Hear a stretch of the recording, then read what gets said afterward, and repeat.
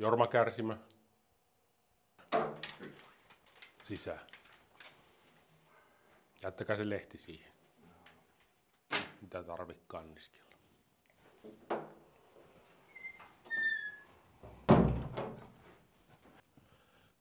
Käykää istumaan.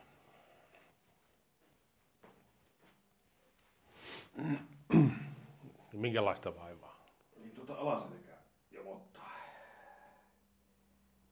No, osaatko mitenkään tarkemmin kertoa, että onko se siinä peräaukon seutuvilla vai enemmän siellä lanneselässä? Oikein, tässä on vähän niin kuin vasemmalla. Onko se nyt lähempänä? No tutkitaan se peräaukko ihan ensimmäisenä nyt kuitenkin. Onko teille tuttu tämä toimenpide? Ei nyt varsinaisesti. Ai jaa, kun naama näytti siltä.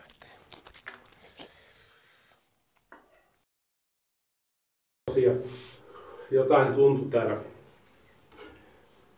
täällä peräaukon seutuvilla. Katsotaan ihan pitkälle. Onko teille puhuttu minkä verran tästä intiimihygieniasta ylipäätään? No, kyllähän siitä jonkun verran, että puhtaana pitäisi pitää paikat. Niinhän se pitäisi. No, joka tapauksessa niin nyt tuntuu taas jonkun verran. Joo. Ja nyt hampaita yhteen.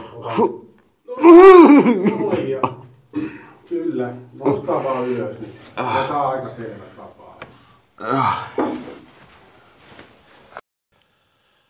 Joo, tosiaan kurkkasin sinne peräaukkoon ja kyllä tosiaan näyttää siltä, että se on niinku ihan mekaanisesta hankauksesta ärtynyt. Jos haluatte silleen, että pääsette ihan lähipäivinä jo toipumaan, niin voin toki hoitaa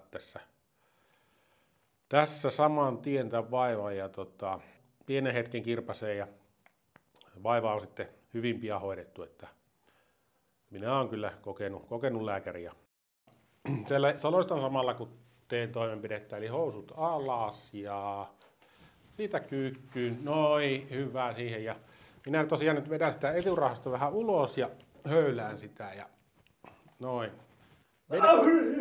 Ja nyt se on ulkona ja nyt lähti hyvin.